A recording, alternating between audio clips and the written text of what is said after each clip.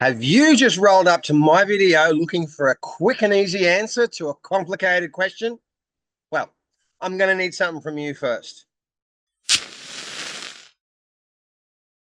Pause. Breathe. Listen. The universe is always listening.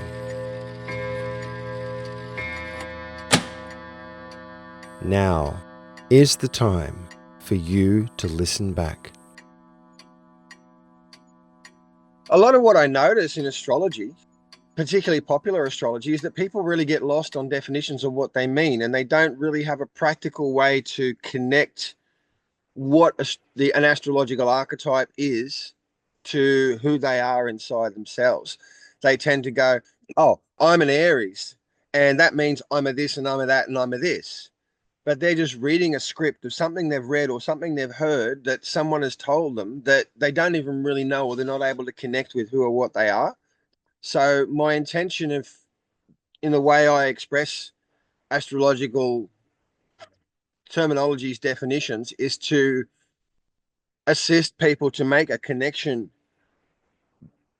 in themselves to what these things are, and to actually start to own it. Because without owning these perceptions, these archetypes, these experiences, they're kind of like really detached from who they are. And there's no way known that astrology or anything else in the world is going to become useful to them until they can recognize those things inside themselves and actually palpably touch them and go, oh, okay, so I am the architect of all these processes inside myself, which leads on to the fact that, like, hey, you're the one who has anger issues to deal with. You're the one who has insecurity or validation issues to deal with, because these issues, as they're called, which are not really issues, they're processes.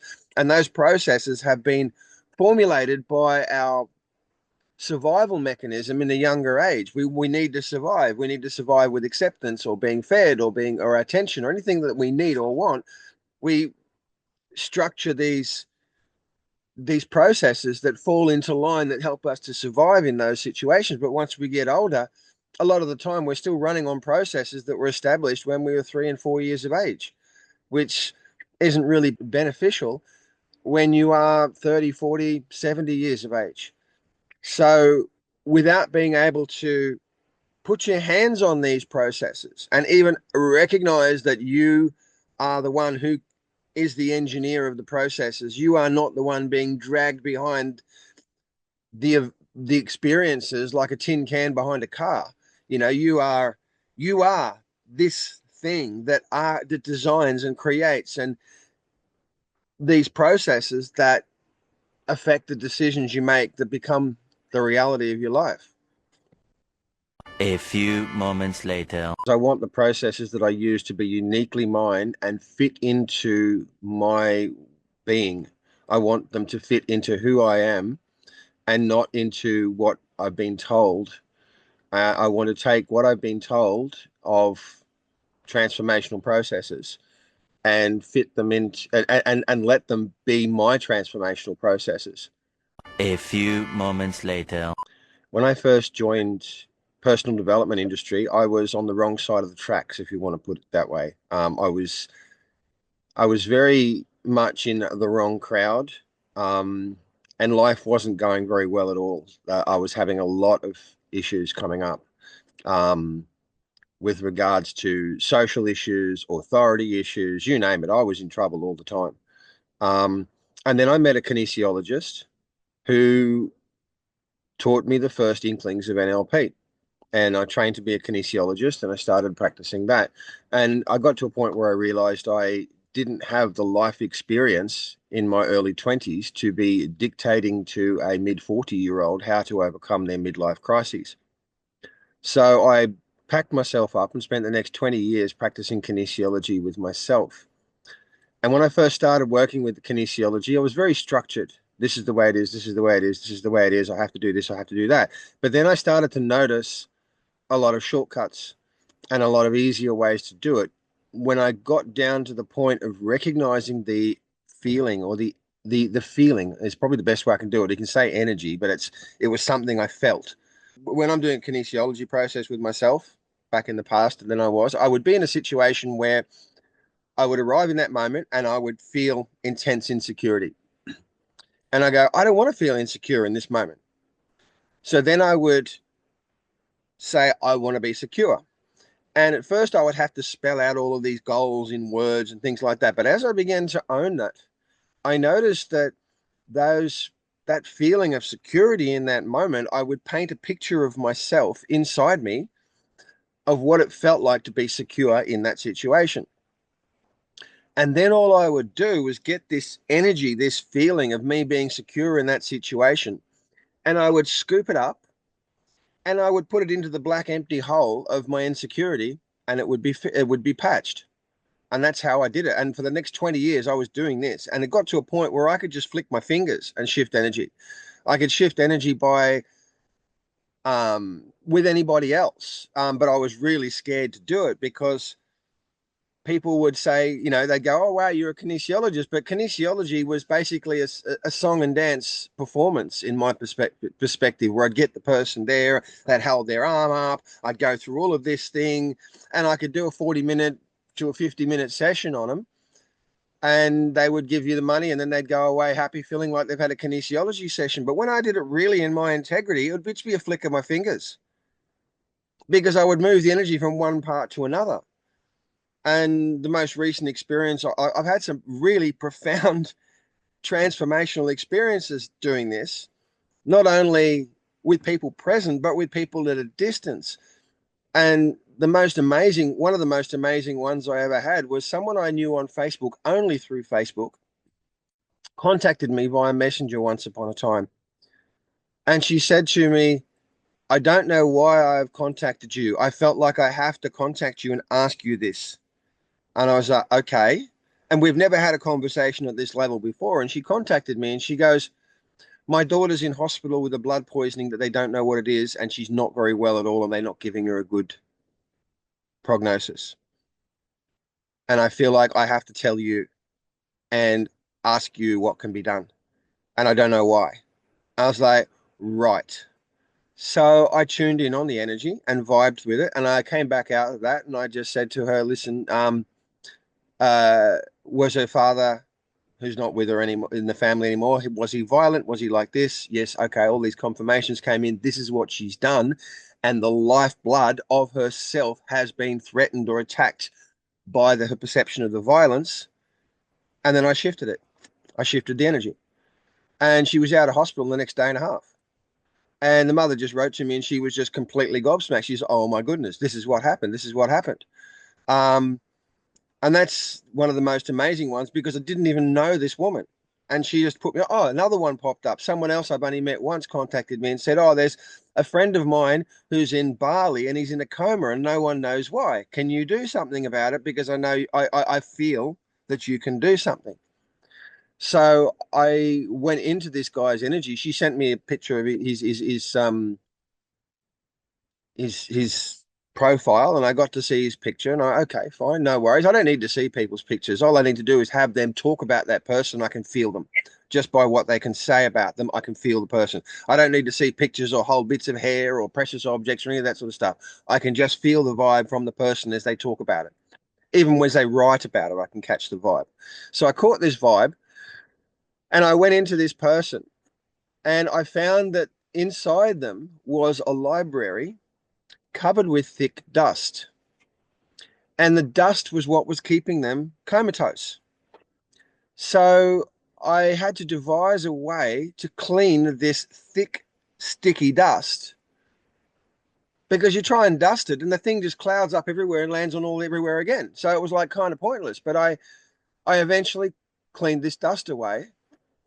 And then I forgot about it. And I contacted this person, a little while later. And I just went, oh, how'd that guy go? Oh, yeah, he came out of the coma. It was great. I just went, okay, I'm not going to say anything there. I don't need to wave any flags. But I was really, I felt like I really connected with him. And the energy of this library was him and all of his knowledge and all of his stories that this guy has. Which basically the stories that we have are the ones that come out when we speak to other people, when we connect, when we communicate. Like I am sharing with you right now a story, not only a story of what I've done and been in everything, but I'm sharing with you the story of myself. And so in this library, and it was like a very old, sort of the thing you might see in Bruce Wayne's house, very elaborate library, but covered with this thick dust. And the dust was just this immobility that had shut this guy down and prevented any of the books from being read or the stories from being conveyed.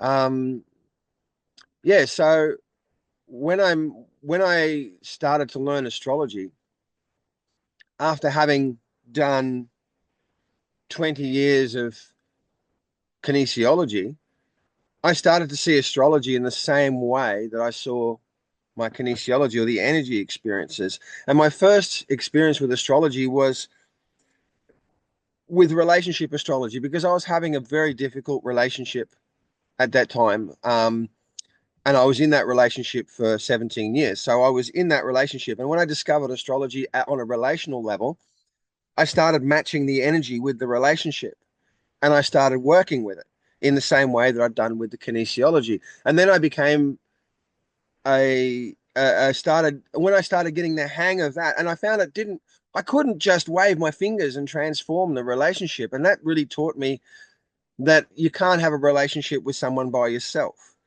You need to have a relationship with someone where you're both on the relationship. It's like being on I don't know, like one of those really long saws. And you see the pictures of the guys back in the day where they'd have these really long saws and they'd be cutting down a tree, and you'd have one guy pull and the other guy pulled and the other guy pulled as this saw goes across. That's a relationship. You can't operate the saw by yourself in the same way you can't bring the tree down in your relationship, or you can't achieve anything in the relationship when you're trying to deal with that saw by yourself. And that's what I'd been doing and attempting to shift and move the energy in the relationship by myself with someone who was only interested in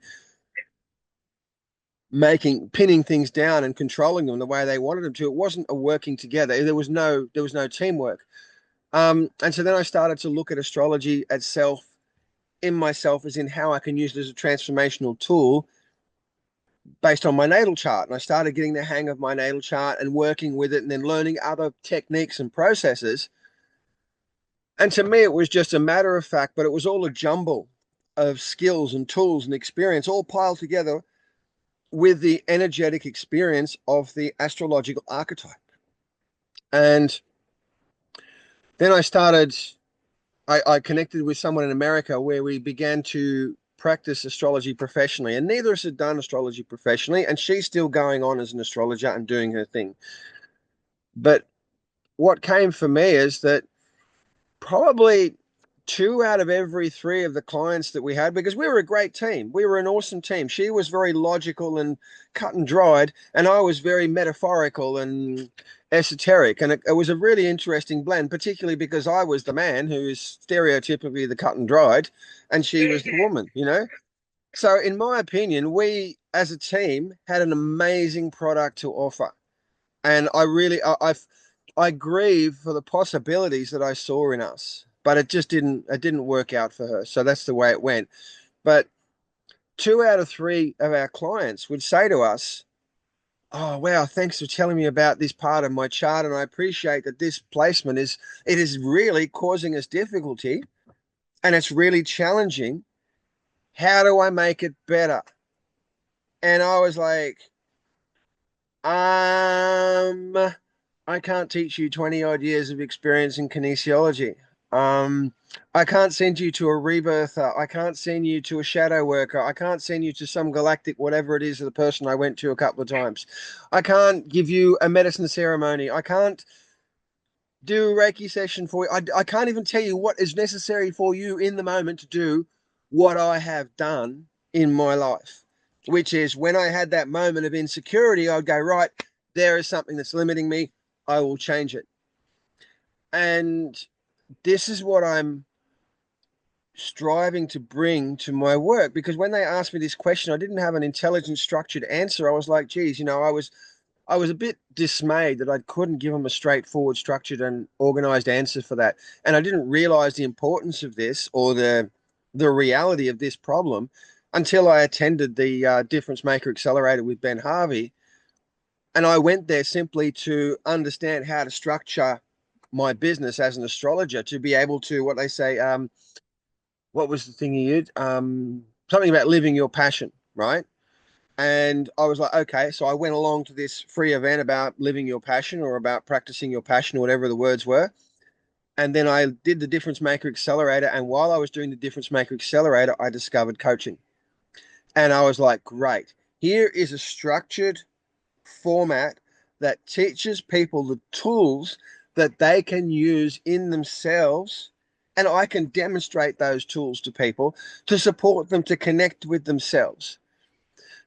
Astrology and even a coaching program that's put out by someone who's from a corporate background, they do not touch upon the common foundation of perceptual reality as the person who is delivering the information.